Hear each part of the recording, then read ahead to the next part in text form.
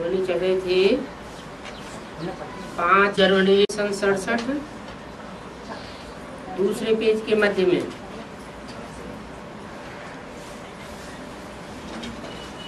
बात चल रही थी भारतवासियों को तो कृष्ण के जन्म का पता भी नहीं है। तुम्हारी बुद्धि में ये सारी नॉलेज है, और नॉलेज है सोर्स ऑफ इनकम। वेद शास्त्र आदि में कोई नॉलेज नहीं है। स्कूल में हमेशा एम ऑब्जेक्ट होती है। इस पढ़ाई से तुम कितने साहूकार बनते हो, जन्म जन्मांतर के लिए साहूकार बनते हो।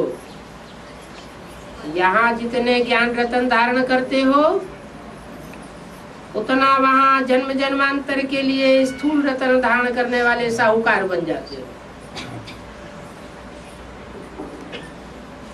यहाँ के ज्ञान रतन और वहाँ के स्थूल रतन बन जाएंगे। ज्ञान से होती है सदगति, और अज्ञान से होती है दुर्गति। ज्ञान आता है एक बाप से, जिसे सुप्रीम सोल शिव कहा जाता है, और अज्ञान आता है मनुष्य गुरुओं से, क्योंकि मनुष्य आत्माएं सब जन्म मरण के चक्र में बंधी हुई है। उनको आगे पीछे का ज्ञान है, अगले जन्मों का और पिछले जन्मों का ज्ञान नहीं रहता। और शिव सुप्रीम सोल तो जन्म मरण के चक्र से न्यारा है। जो जन्म मरण में नहीं आता वो चक्कर में भी नहीं आता।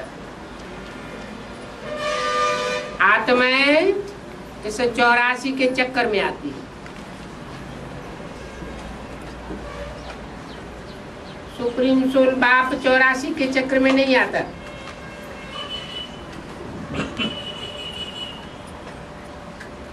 जो चक्कर में आवे वो गिनती में भी आवे, वो चक्कर में भी नहीं आता।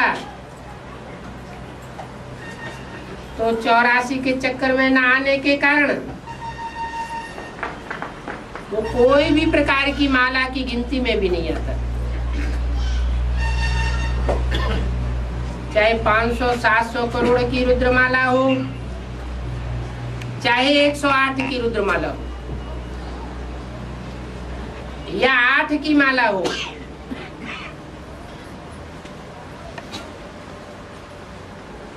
वो है श्रेष्ठ ते श्रेष्ठ। श्रेष्ठ तब कहा जाता है जब इस साकार सृष्टि पर आकर के साकार में पार्ट बजाता है। इसलिए उसके नाम से पहले लगाते हैं श्री श्री 108।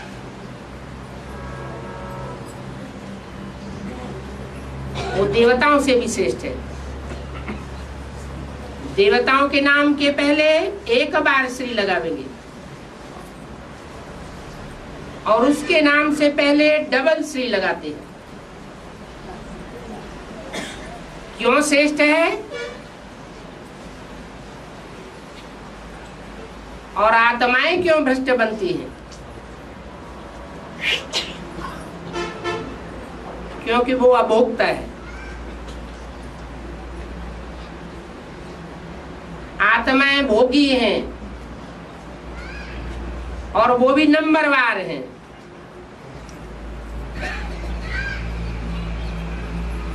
नंबरवार आत्माएं नंबरवार ऊंच और नीचे बनती है।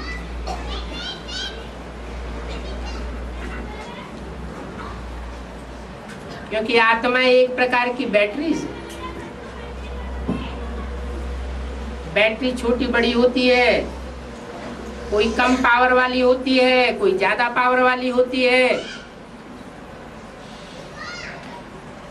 500-700 करोड़ मनुष्य आत्मा रूपी बैटरीज है।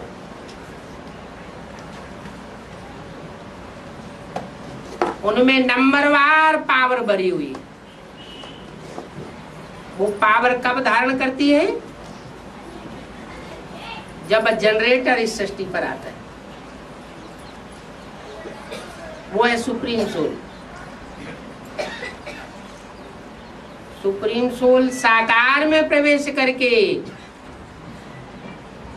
इन आत्मा रूपी बैटरीज को संग का रंग लगाता है। ये संग का रंग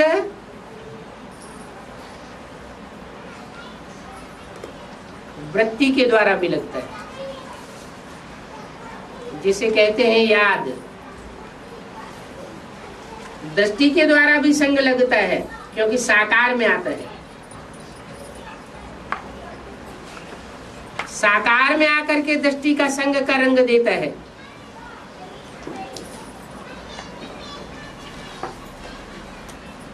ये तो हुई श्रेष्ठ इंद्रियां। आंख है ज्ञानेंद्रियों में सबसे श्रेष्ठ।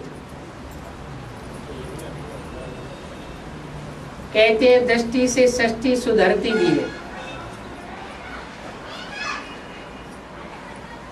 और गंदी दृष्टि से षष्ठी बिगड़ती भी है।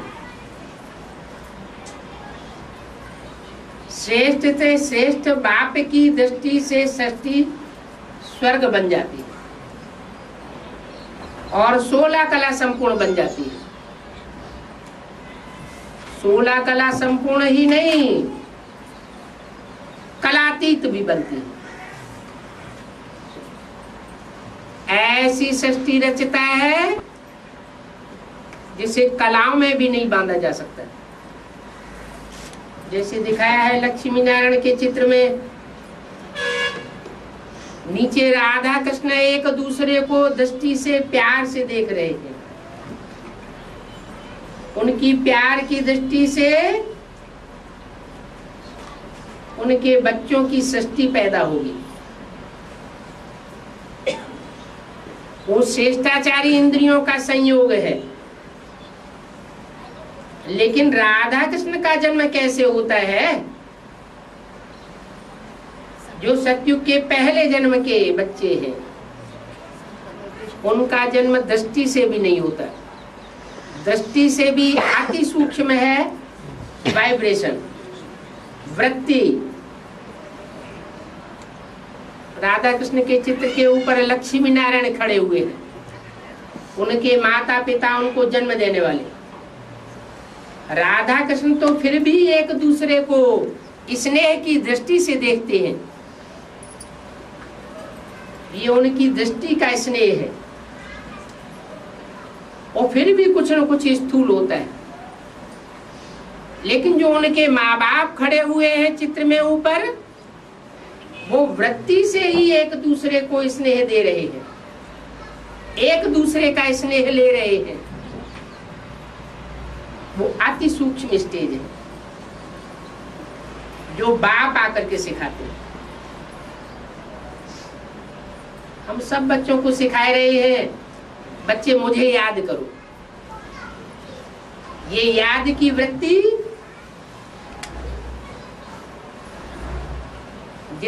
जिसमें जितना देहभान ज्यादा होगा, तो उसे याद की सूक्ष्म वृत्ति में नहीं ठहर सकेगा।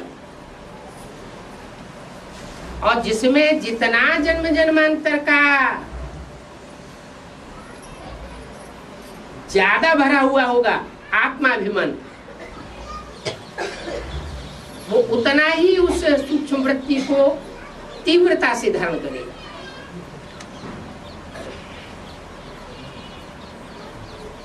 फिर अनेक जन्मों के श्रेष्ठ कर्म और भ्रष्ट कर्म के ऊपर भी आधारित।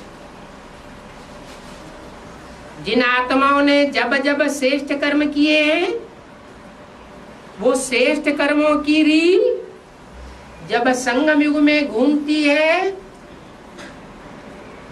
तो वाइब्रेशन सुधर जाता है। उन आत्माओं को ऑटोमेटिक याद आती है।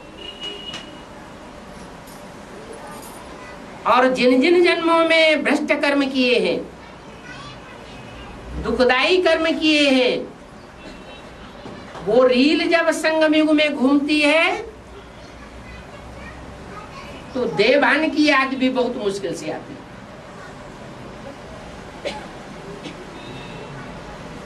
याद भी सात्विक होती है, सतो प्रधान, सतो सामान्य, रजो और तमो। तामसी याद में विचार बहुत होता है।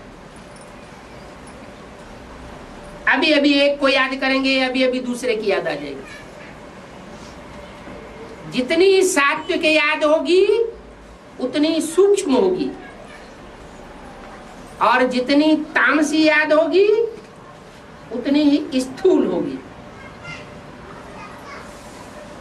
प्रभाव दोनों का पड़ता है, संग का रंग दोनों का लगता है।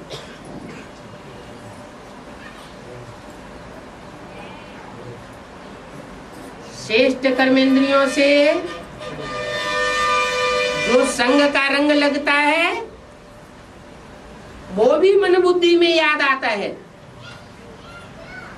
और भ्रष्ट कर्मेंद्रियों से जो संग का रंग लगता है वो भी याद आता है।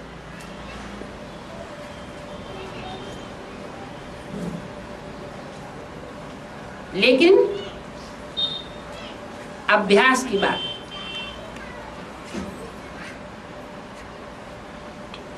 अभ्यास एक ऐसी चीज है जो करने से हो जाती है। अलबेलापन रखेंगे तो नहीं होगी। उस अभ्यास के लिए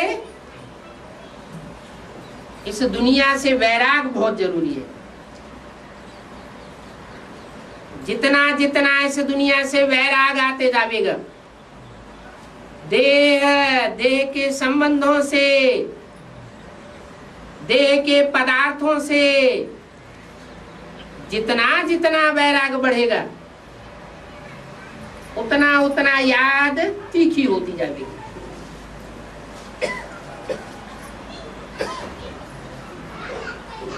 और आप विचारी होती जाएगी। आप विचारी माना एक बाप दूसरा न कोई, दूसरी दूसरी जो याद आते हैं, चाहे वस्तुएं याद आती हैं, पदार्थ याद आते हैं, व्यक्ति याद आते हैं, चाहे कोई पशु पक्षी याद आते हैं,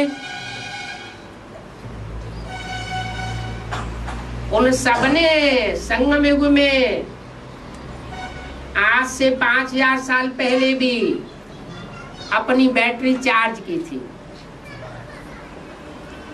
सबकी अपनी अपनी बैटरी नंबरवार चार्ज हुई थी।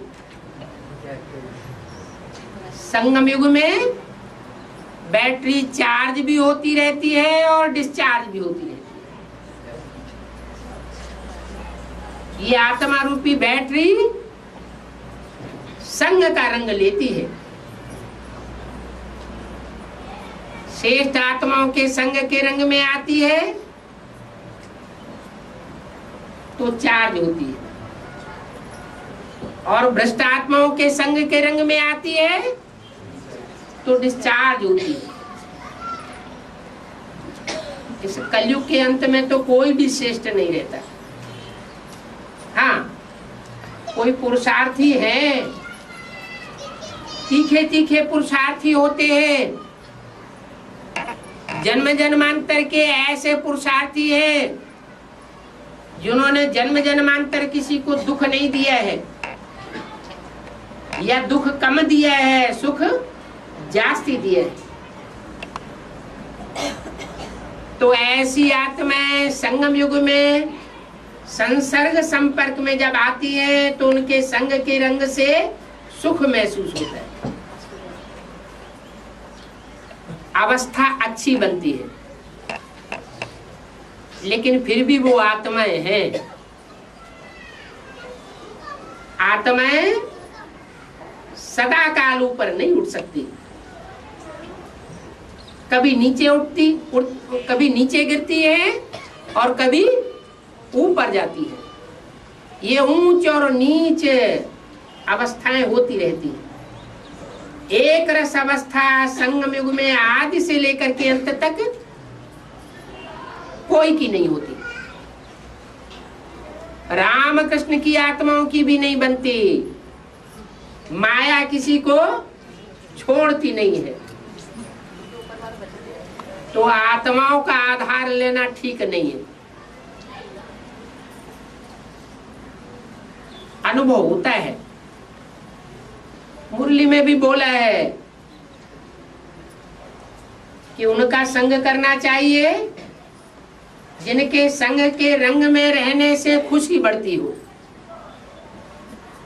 जिनके साथ में रहने से खुशी न बढ़ती हो, दुख पैदा हो जाता हो, उनका संग छोड़ देना चाहिए।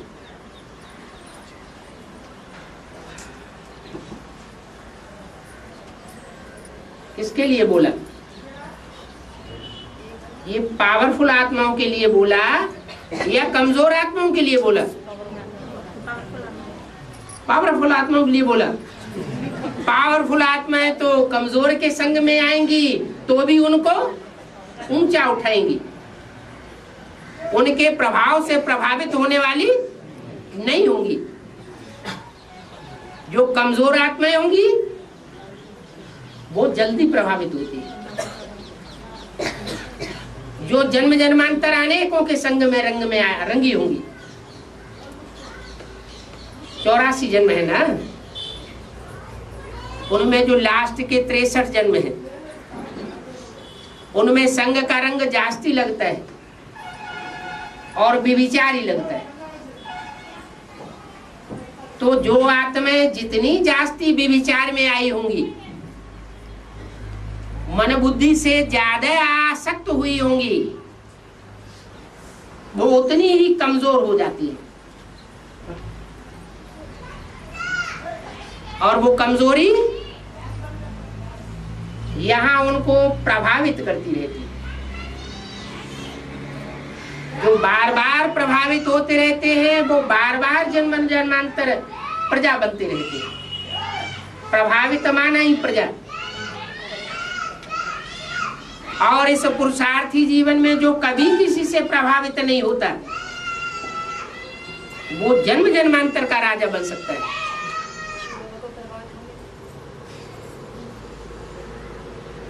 शिव बाबा प्रभावित नहीं होता। शिव बाबा जिसमें प्रवेश करता है, जिसमें प्रवेश करता है, माना राम कृष्ण की आत्माओं में प्रवेश करता है। यह 108 जो भी रुद्रमाला के मणके हैं उनमें नंबरवार प्रवेश करता है, तो वो नंबरवार आत्माएं प्रभावित होती है। एक जैसी प्रभावित नहीं हो सकती, क्योंकि नंबरवार तो होते ही। एक जैसा नंबर दो आत्माओं का बन ही नहीं सकता। नारायण का पाठ बनता है 16 कला संपूर्ण, उसमें भी 2 नारायण नंबरवार बन जाते हैं। सन 76 तक सबकी बुद्धि में था, ब्राह्मणों की बुद्धि में, कि ब्रह्मा की 16 ही नारायण बनेगी।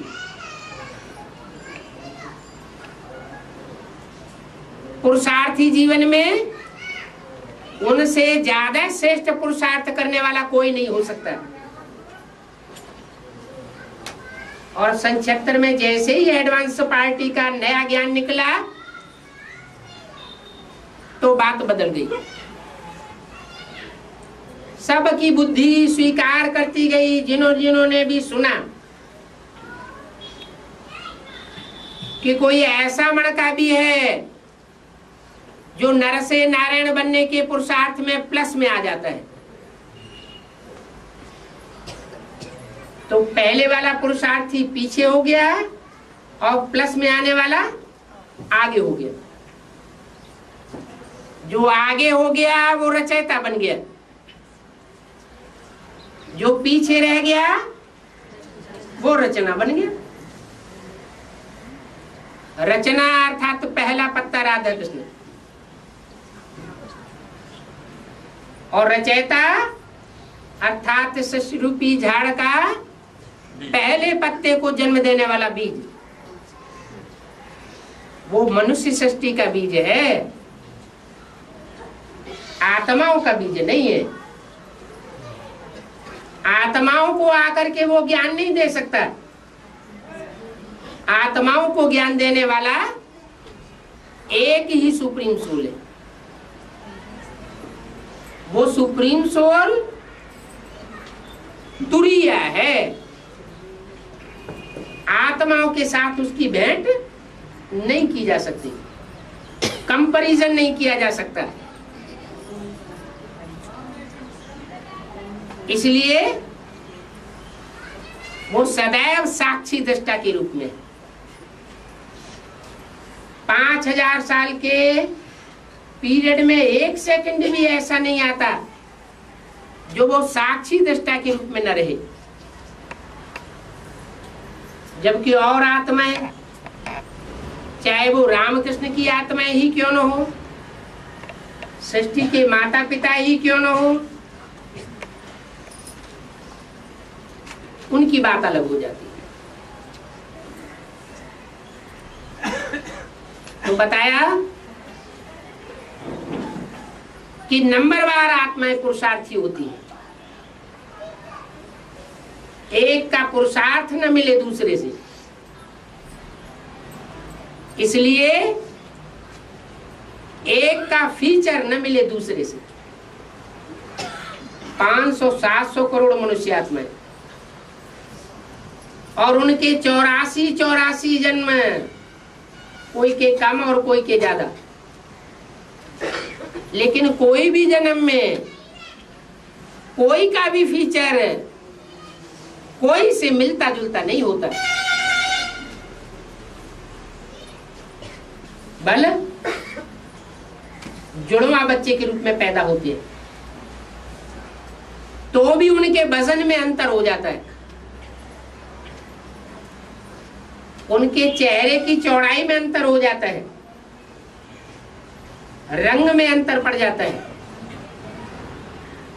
थोड़ा परसेंटेज में अंतर जरूर होता है, और स्वभाव संस्कार में तो बहुत अंतर हो जाता है।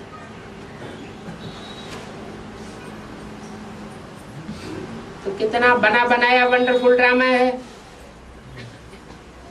हर आत्मा में अपनी अपनी बैटरी के फुल होने की परसेंटेज पहले से ही नुदी हुई है।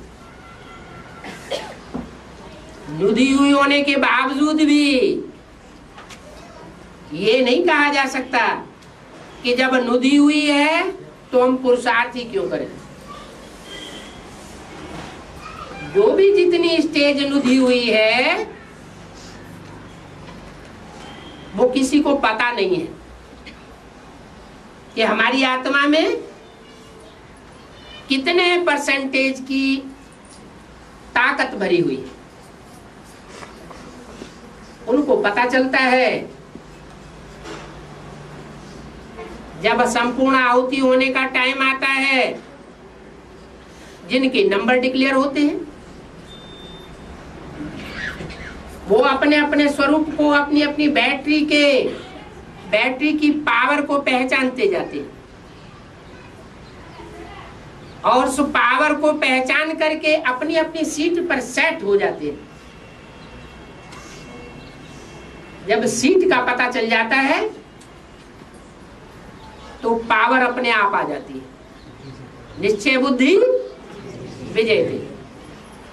और जब तक ये निश्चय ही नहीं है कि मेरी सीट कौन सी है, तब तक नंबरवार पुरुषार्थ अनुसार अनिश्चय की स्टेज में। और जब तक अनिश्चय की स्टेज में है तब तक पुरुषार्थ स्पीड नहीं पकड़ता।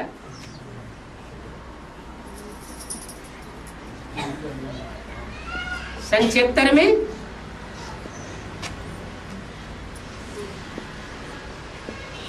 दस साल पहले ही घोषणा कर दी गई थी,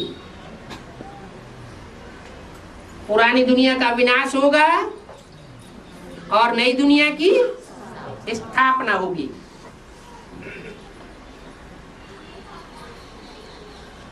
जो जीवन का लक्ष्य है, नर से नारायण और नारी से लक्ष्मी, वो पाठ प्रत्यक्ष हो जाएंगे।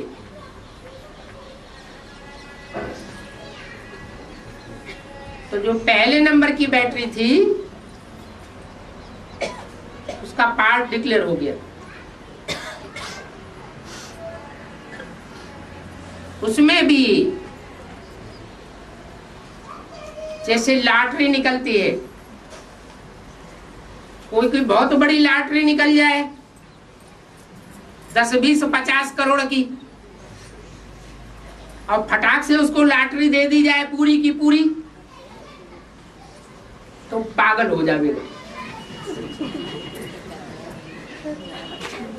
तो ये भी ड्रामा में युक्ति बनी हुई है कि बल ज्ञान के आधार पर पार्ट डिक्लेयर हो जाता है, फिर भी प्राप्ति करने के लिए पुरुषार्थ करना पड़ता है। वो पुरुषार्थ जब तक इस स्टेज को न पहुंचे कि हर आत्मा इस बात को स्वीकार करे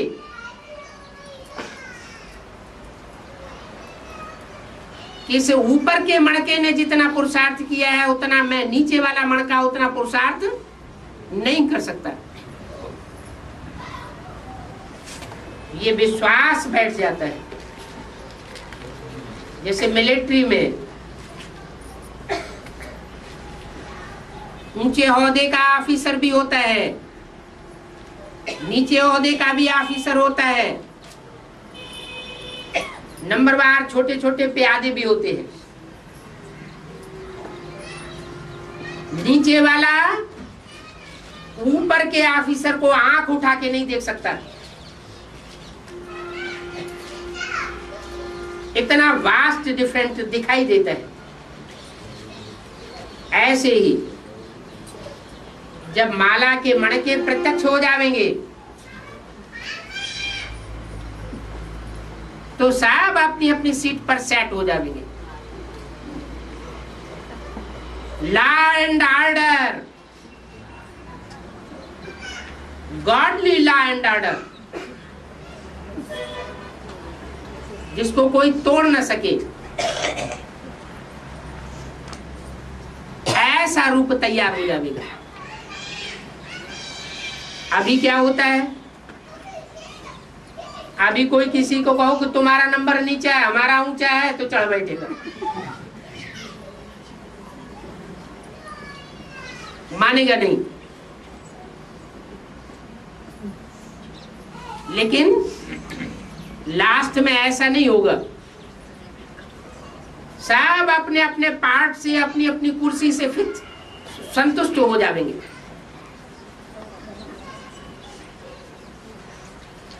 कोई भी असंतोष नहीं होगा, समझेंगे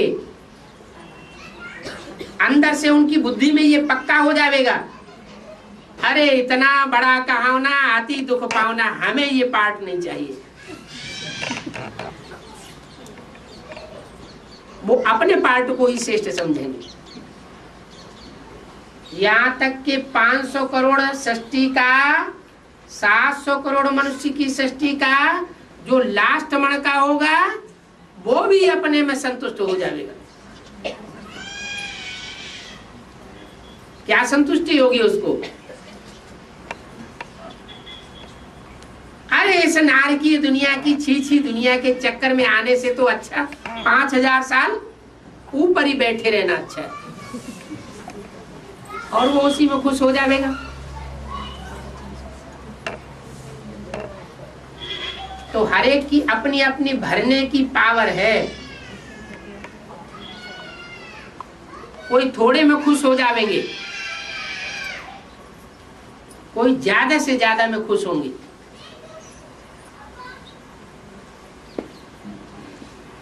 लेकिन सुख के सागर के बच्चे वो कहे जावेंगे जो सृष्टि रूपी रंगमंच पर ज्यादा से ज्यादा सुख भोगे, ज्यादा से ज्यादा शांति भोगे। हेवनली गॉड फादर है, हेवन का रचयिता है, तो हमको जन्म जन्मांतर हेवन का ही अनुभव होना चाहिए ना। हम दुख का अनुभव क्यों करें? दुख का अनुभव करते हैं, इसका मतलब हम अभी बाप के बच्चे नहीं बने। जैसे अरबपति बाप का बच्चा हो और एक एक पैसे के लिए मोहताजी का अनुभव कर रहा हो, तो क्या कहा जाएगा कि अरबपति बाप से उसका पूरा कनेक्शन है? है? नहीं है। अगर कनेक्शन होता तो बाप की प्रॉपर्टी भी जरूर हकदार बनता होता। जरूर कनेक्शन दूसरों से जुटा हुआ है जो बाप के दुश्मन बन चुके हैं। यहां भी इस सृष्टि पर एक तरफ है बाप और दूसरी तरफ है रावण। रावण अर्थात अनेक प्रकार की मत देने वाला, और राम अर्थात एक प्रकार की मत देने वाला। एक मत देता है तो जो एक मत पर चलते हैं वो एक रस रहते हैं, और जो अनेकों की मत पर चलते हैं वो नीचे ऊपर होते रहते हैं। ब्राह्मण जीवन में हम अनुभव कर सकते हैं, गहराई से अपने पुरुषार्थ को देखें, चेकिंग करें कि हम दुखी कब होते हैं। जब हम अनेकों के प्रभाव में आते हैं तो दुखी होते हैं, और एक के प्रभाव में चलते हैं जो ऊंचे से ऊंचे है तो हम सुख का अनुभव करते हैं।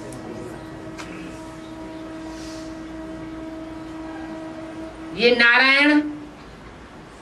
नारायण कैसे बने? जो पहले जन्म में नारायण विश्व का महाराजा होता है वो आखिरी 84वें जन्म में जाकर के दुखी क्यों हो जाता है? नहीं दरिद्र सम पातक पुंजा। दरिद्रता अर्थात गरीबी के अनुसार दुनिया में कोई भी पाप का पुंज नहीं होता।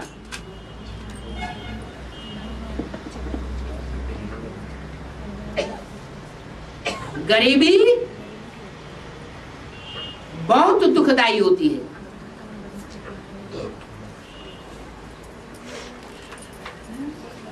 बाप तो कहते हैं भले राजाई न लो, लेकिन जन्म जन्मांतर के साहूकार तो बन जाओ। यहां जितना ज्ञान धारण करेंगे और ज्ञान को अपने जीवन में धारणा में लाएंगे, उतने जन्म जन्मांतर के साहूकार बन सकते हैं। भले सेवा करें या न सेवा करें, ज्ञानी आत्मा के वाइब्रेशन ही काम करते रहेंगे सेवा का। उनकी दृष्टि से ही सेवा होती रहेगी, उनके ज्ञान के वाइब्रेशन से ही सेवा होती रहेगी। ऐसे राजाएं भी हुए हैं जिनके राज्य में कंट्रोलिंग पावर ना के बराबर होती है। कोई उनको मान मर्तबा देता भी नहीं है, प्रजा भी उनके कंट्रोल से बाहर होती है। उनके दास दासियां भी उनके कंट्रोल में नहीं आते, खिल्ली उड़ाते रहते। और ऐसे ऐसे साहूकार भी होते हैं जिनके घरों में ढेर दास दासियां होती हैं, राज्य में उनका खूब मर्तबा होता है, राजा भी उनको बहुत ऊंची दृष्टि से देखता है। जैसे मिसाल दिया कि सतयुग के अंत में जो राजा होगा, आखिरी नारायण,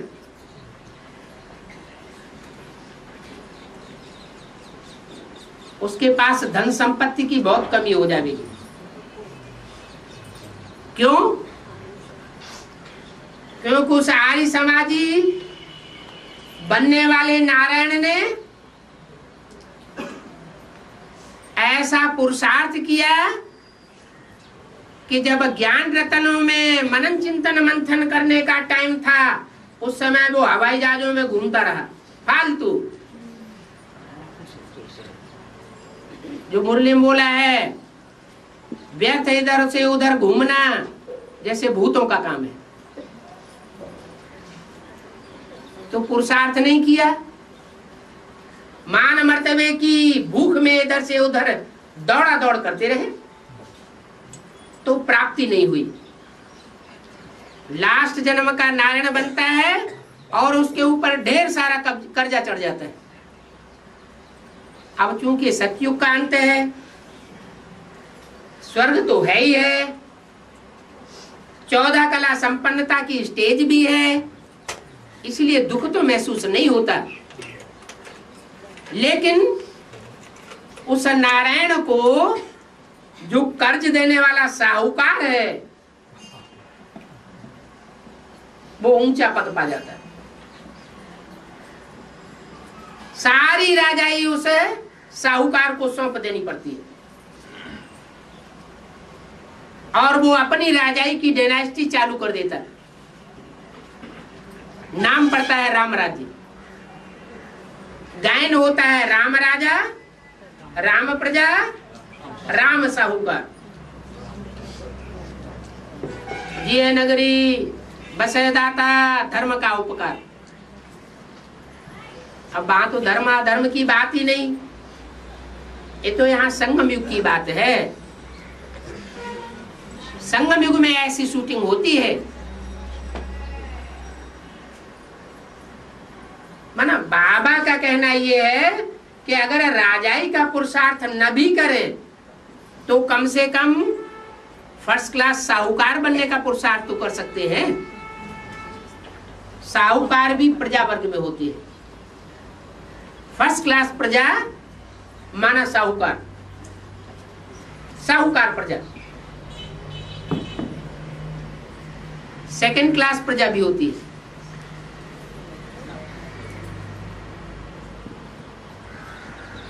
वो किसी के अधीन नहीं होती, राजा के सिवाय। वो सतयुग की बात है जहां एक ही राजा होता है, वो होते हैं राज्य अधिकारी। जो भी वहां राज्य अधिकारी होंगे सब एक नारायण के अधिकारी अधीन में होंगे, एक के कंट्रोल में होंगे। कोई दूसरा उनके ऊपर कंट्रोल नहीं करेगा कि एक के ऊपर एक ऑफिसर, उसके ऊपर दूसरा ऑफिसर, उसके ऊपर तीसरा ऑफिसर, ऐसा नहीं होगा। सब की बागडोर एक के हाथ में। ऐसी सत्य की सृष्टि सत्य बाप आकर के स्थापन करते हैं, जो 1250 वर्ष तक चलती है। वहां सतयुग में एक ही राजा होगा जिसे महाराजा कहा जाता है, एक का राज्य होगा। और त्रेता में ये शरण बदल जाती है, राजाएं अनेक हो जाते हैं और प्रिंस प्रिंसेस फिर और ज्यादा हो जाते हैं। त्रेता के अंत तक 16,000 प्रिंस प्रिंसेस की संख्या हो जाती है। जो प्रिंस प्रिंसेस बन करके रह जाते हैं, राजा नहीं बन पाते। राजा बनने वाली क्वालिटी वो सिर्फ 108 आत्माओं की है, जिनमें 8 महाराजा भी बनते हैं। सतयुग में होते हैं महाराजाएं, त्रेता में होते हैं राजाएं नंबरवार, फिर द्वापर में महाराजाएं और राजाएं दोनों होते हैं, और कलयुग में राजाएं होते हैं। महाराजा सिर्फ नाम मात्र टाइटल होता है, प्रैक्टिकल कोई सारे विश्व का महाराजा हो ही नहीं सकता। हिटलर, नेपोलियन बहुत पुरुषार्थ किया, लेकिन सारे विश्व के राजा नहीं बन सके। अभी बाप आकर के कहते हैं, बच्चे अगर तुम मेरी मत पर चलेंगे तो मैं तुमको राजाओं का राजा बनाऊंगा। एक जन्म का नहीं, अनेक जन्मों की भी राजाई ले सकते हो।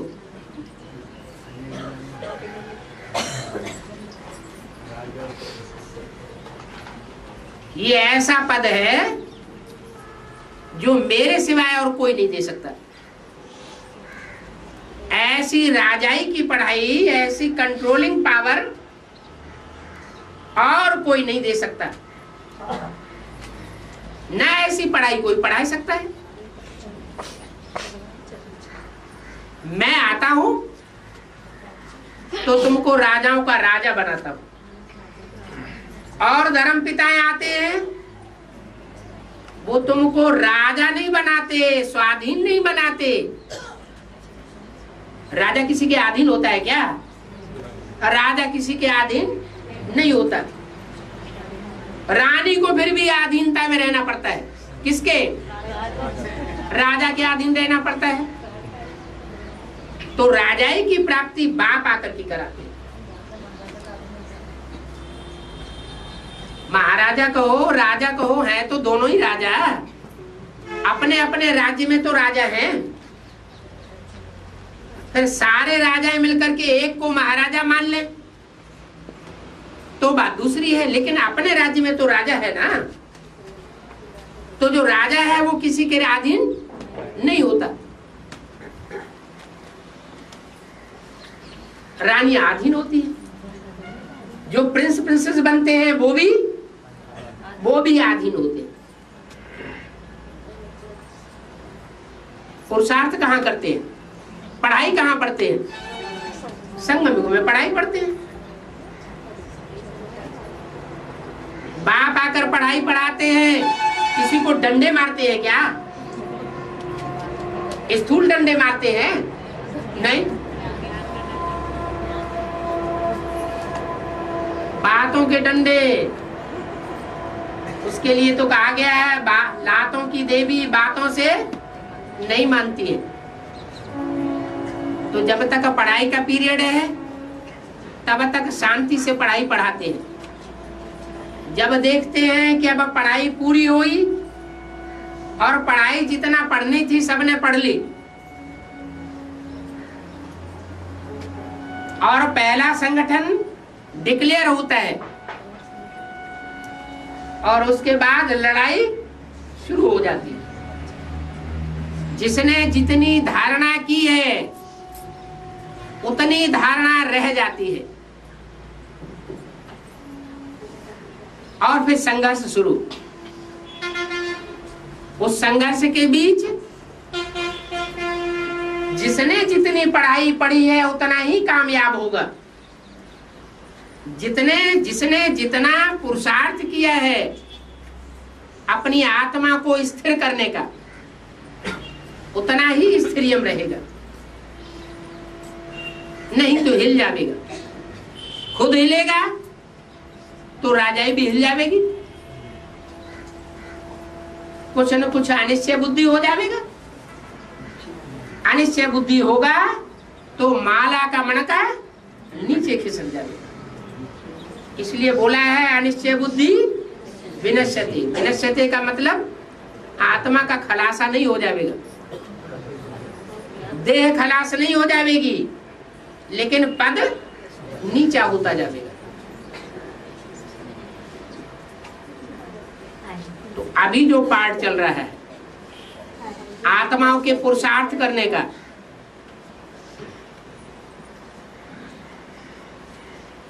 वो बेसिक नॉलेज की बात नहीं है। बेसिक नॉलेज में भी सिर्फ उन आत्माओं की बात है जो रानी का पद पाने वाली है। क्यों?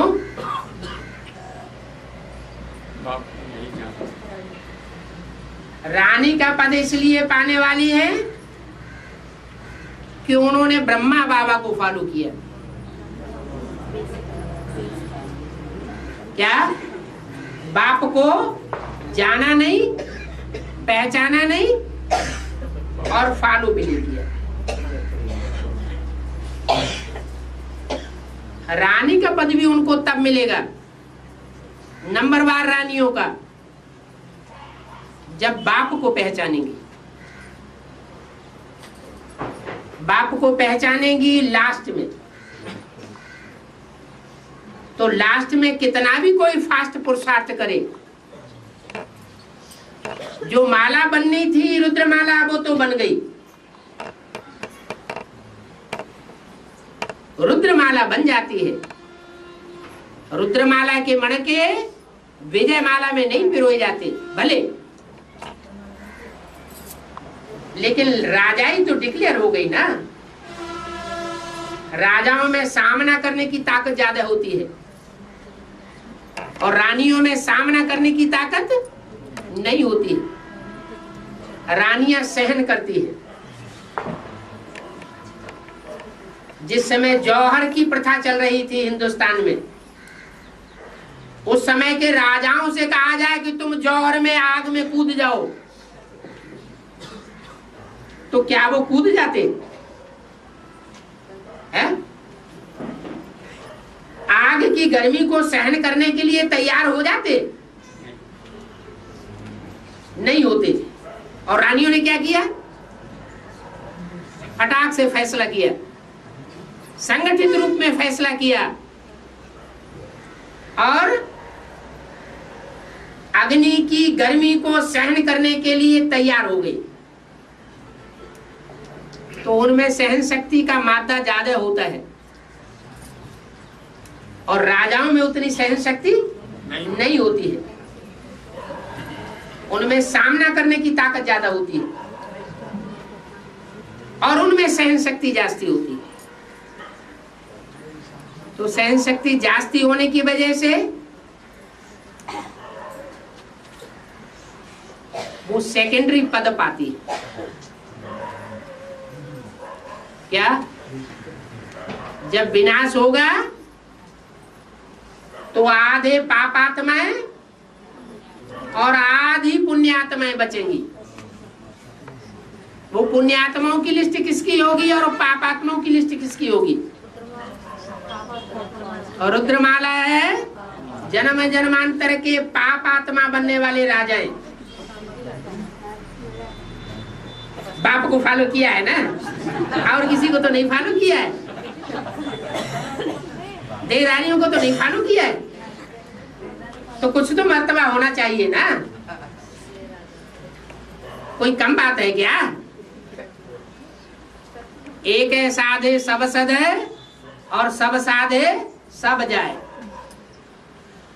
एक की उपासना करना अच्छा या अनेकों की खुट्टे बरदारी करना ज्यादा अच्छा? एक की ही चमचागिरी करे ना, अनेकों की चमचागिरी करने की क्या दरकार? एक कोई साधे रहे, एक की मत पर चलेंगे तो श्रेष्ठ बनेगा। और वो एक भी कौन? ऊंचते ऊंचे नंबरवार कोई नीच नहीं कि इब्राहिम एक की मत पर चलेंगे या क्राइस्ट एक की मत पर चलेंगे, नहीं। यानी इब्राहिम, बुद्ध, क्राइस्ट जो बाप हैं, उन बापों का भी जो बाप है उसकी मत पर चलेंगे। तो हम राजाई के पद के हकदार बनेंगे और उसके लिए भी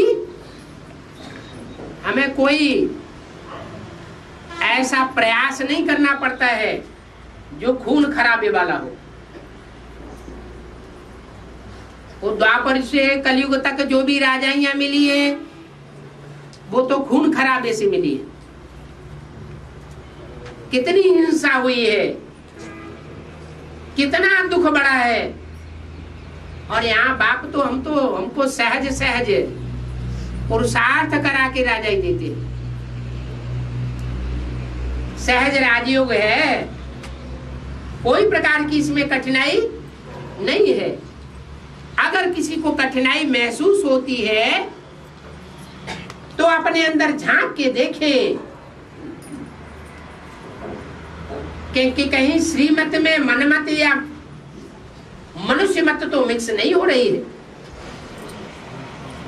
मनमत मिक्स होगी या मनुष्य की मत मिक्स होगी तो जरूर है वो अनुभव नहीं कर सकेंगे जो करना चाहिए। सहज राजयोग का अनुभव नहीं हो सकता, कठिन अनुभव होगा। क्यों? कठिन कब में हम अनुभव होता है और सहज कब अनुभव होता है? किसी का किसी से प्यार हो जाए। कहानी दिखाते हैं कि फरियाद का शीरी से मोहब्बत हो गई। वो फरियाद, गली गली में फरियाद करने वाला भिखमंगा और शेरी शाहजादी। तो उसको राजा ने काम दिया, शर्त रखी, अगर तुम ये पहाड़ काट करके नदी निकाल दोगे तो तुम्हारी शादी करवा देंगे। और अकेले, दूसरे किसी का सहयोग लेकर के ये काम नहीं करना है। और उसने हिम्मत की, पहाड़ काट लिया, सुरंग बना दी और ज्ञान की नदी बहा दी। दुनिया वाले वो कहानी बनाते हैं, सुनाते भी हैं, लेकिन जो असली मर्म है वो रह गया। क्या? उन्होंने समझा कि कोई स्थूल पहाड़ की बात है, उन्होंने समझा कोई स्थूल नदी की बात रही होगी। अब कोई कहे कि हिमालय पहाड़ काट दो और मानसरोवर झील का पानी ले आओ तब ऐसा होने देंगे तो वो तो बात संभव नहीं है।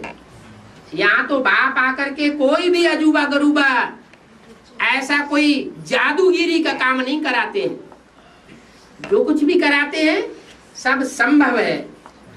संगम युग है, असंभव को भी संभव करने का युग है। हिम्मते बच्चे मत दे बाप। जो हिम्मत करेंगे वो बाप से पूरा सहयोग प्राप्त करने के अधिकारी है, लेकिन ज्ञान युक्त रूप से। अज्ञान की बातें नहीं। अज्ञान आता है रावण से। अज्ञान अर्थात भक्ति, अंधश्रद्धा, अंधविश्वास वो बाप नहीं सिखाते। बाप कोई बाजीगर नहीं है कि आकर के बाजीगरी सिखाए कि मुट्ठी खोली और आम आ जाए। नहीं, बाप तो जो भी ज्ञान देते हैं वो कारण और कार्य का विश्लेषण करके देते हैं। ज्ञान में कहीं भी कोई भी टिक नहीं है, कोई नुक्स नहीं है। अगर कहीं ये नुक्स भासता है तो वो अपनी ही बुद्धि की कमजोरी है। अरे ईश्वर बाप आया हुआ है तो उसका जो ज्ञान होगा उतना एक्यूरेट तो और किसी की हो ही नहीं सकता। एक्यूरेट दुनिया की स्थापना करके जाता है। सत्य बाप है और ऐसा सत्य है जिसमें कल्याण ही कल्याण समाया हुआ है। असत्य का नाम निशान नहीं, अकल्याण का नाम निशान नहीं। और जहां सत्य है और उस सत्य में कल्याण समाया हुआ है तो उससे ज्यादा सुंदर कोई होता भी नहीं। ऐसा सत्य कि कड़ुआ सत्य हो और उसमें अकल्याण भरा हुआ हो तो वो सुंदर हो नहीं सकता। ऐसा कर्म करने वाला उसका चेहरा बिगड़ जाता है।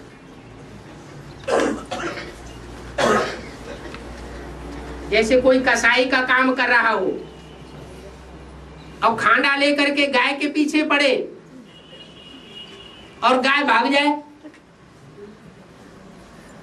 कोई रास्ते में मुड़ करके और वो किसी व्यक्ति से पूछे गाय किधर गई और वो बताते गाय जो है इधर गई, सच्चा सच्चा बता दे, तो वो सत्य है या असत्य है? उसको क्या कहेंगे? कल्याणकारी है या कल्याणकारी है? वो सच्चा सच्चा बता दे गाय इधर गई है,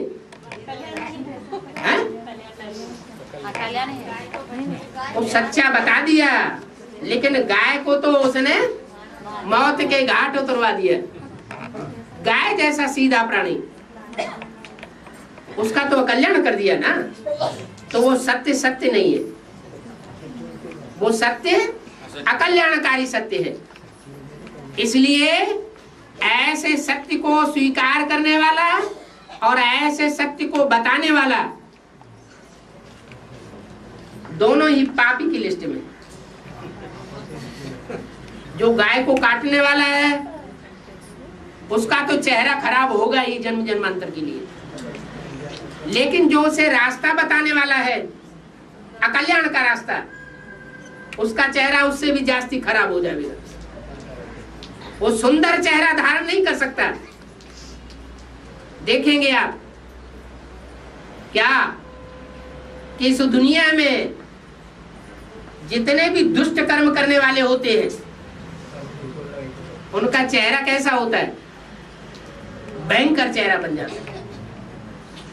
और जितना ही अच्छे कर्म करने वाला होगा उसका चेहरा भी खुशनुमा दिखाई देगा। तो जहां सत्य है वहां कल्याण है, और जहां सत्य और कल्याण है वहां सुंदरता जरूर होगी। आज की दुनिया में, क्योंकि कलयुग की दुनिया है ना, इसलिए कहीं कहीं विपरीत देखने में आता है। कोई कोई सुंदर चेहरे देखने में आते हैं, देखने में बड़ा सुंदर है, लेकिन जब बातचीत करो, व्यवहार में आओ, तो ऐसे लगता है कि जैसे इससे बड़ा विष का भरा हुआ घड़ा कोई है ही नहीं। ऐसी विसंगति इस दुनिया में क्यों दिखाई देती है? अगर सत्य ही सुंदर है, कल्याणकारी है, तो वो सुंदर क्यों दिखाई देता है? देखने वाले की आंख नहीं है जो अंदर और बाहर को ठीक से देख सके। अंदर भी देखना होता है, अंदर का भी सौंदर्य होता है और बाहर का भी सौंदर्य होता है।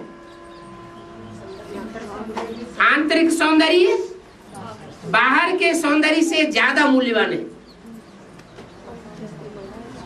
जो बाहर का सौंदर्य है वो क्षण भंगुर हो सकता है, थोड़े समय के लिए हो सकता है, और बाहर का सौंदर्य जो थोड़े समय के लिए होता है वो दुखदाई हो सकता है, और अंदरूनी सौंदर्य सदा काल के लिए होता है।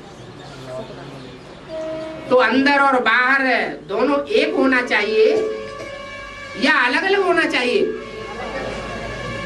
अलग अलग होना चाहिए, एक होना चाहिए। अगर बाहर से भी सुंदरता है, आंतरिक सौंदर्य में भी सुंदरता है, तो वो सुंदरता है और वही सुंदरता सत्य है। और जो सत्य है वही सुंदरता कल्याणकारी है। इसलिए नाम दिया गया है सत्यम शिवम सुंदरम।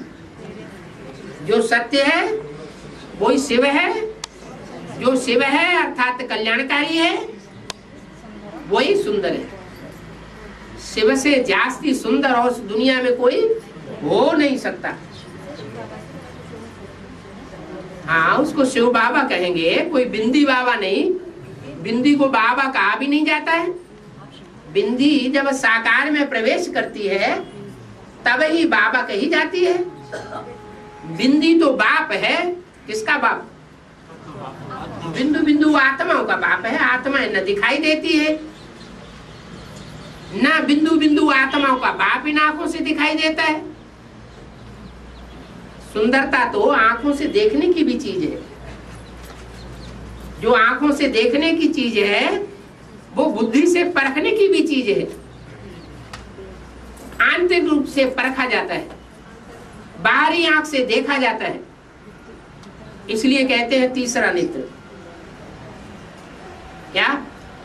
हर मनुष्य आत्मा को 3 नेत्र है। उन 3 नेत्रों को कहा जाता है ब्रह्मा विष्णु शंकर। ब्रह्मा का नेत्र, विष्णु का नेत्र और शंकर का नेत्र, शिव नेत्र। दाईं आंख, बाईं आंख और ऊपर की आंख। शंकर का जो रूप है ना, उसमें जो ऊपर की आंख है वो खड़ी हुई आंख है, और नीचे की 2 आंखें हैं, उनमें एक दाईं है एक बाईं है। दोनों पड़ी हुई आंखें दिखाई जाती। तो ज्यादा श्रेष्ठ कौन सी हुई?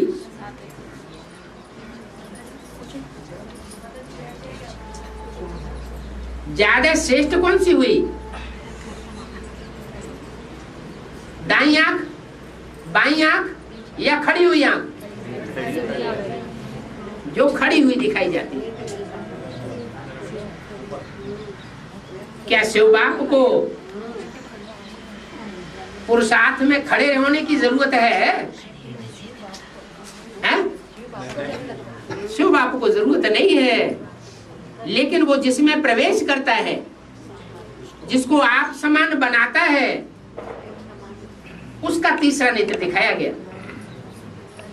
ये तीसरा नेत्र शिव नेत्र कहा जाता है, शंकर नेत्र नहीं कहा जाता।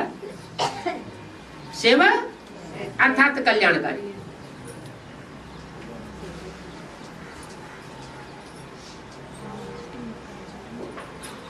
एक देवताओं के गुरु थे, क्या नाम था? बृहस्पति। छोटा मोटा पति नहीं, कैसा पति? बृहस्पति। और एक शुक्राचार्य थे, दैत्यों के पति, दैत्यों के गुरु। उनकी एक आंख नहीं थी, उस आंख से उनको दिखाई नहीं पड़ता था, एक आंख से देखते थे। तो दाईं आंख से देखते होंगे या बाईं आंख से देखते होंगे? शुक्राचार्य बाईं आंख से देखते थे। माना बाईं आंख जो लेफ्ट साइड की आंख थी उससे देखते थे। माने अवगुण देखते थे, गुण नहीं देखते थे। है? जो राक्षसी संप्रदाय की आत्माएं होती हैं वो गुण देखती हैं या अवगुण देखती हैं? अवगुण देखती हैं।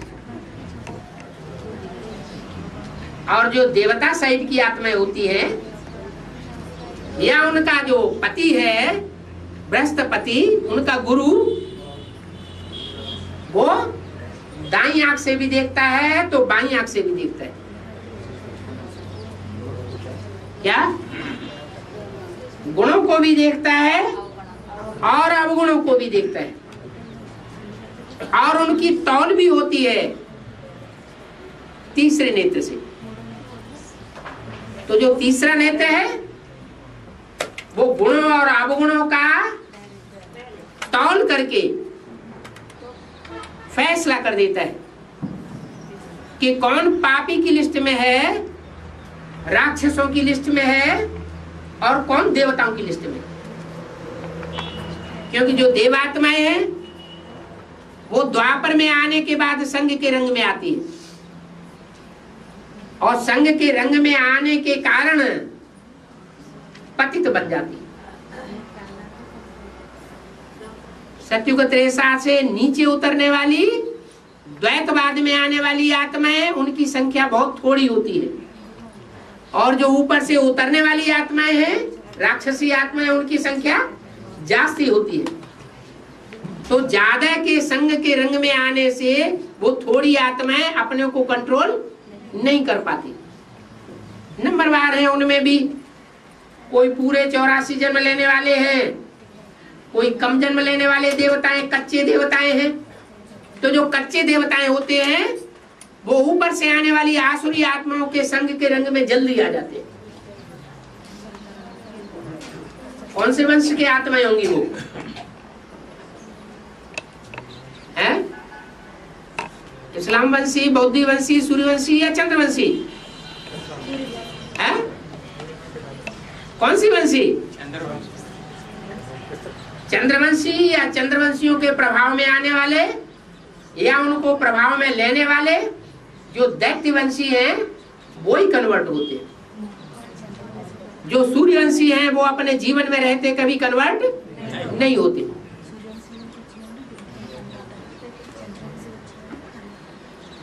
तो बाप कौन से वंश की स्थापना करने आया है? सूर्यवंश की स्थापना करने आया है।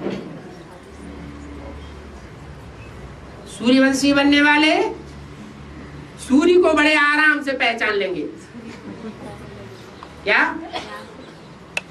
उनको पहचानने में देर नहीं लगेगी। निशानी बता दी, तुम्हारे अपने कुल का होगा तो थोड़ा सा ज्ञान देंगे और वो तुरंत ज्ञान में आकर्षित हो जाएंगे। उनको ज्यादा घिस घिस खिट खिट करने की दरकार नहीं पड़ेगी। जो तुम्हारे कुल का नहीं होगा तो तुम कितना भी समझाते रहो, वो फिर भी कहेगा दीदी दादी मानेंगी तब हम तुम्हारी बात मानेंगे। भले तुम्हारे पास सत्य है, भले भगवान उधर आया हो तो भी हम नहीं मानेंगे। ओम शांति।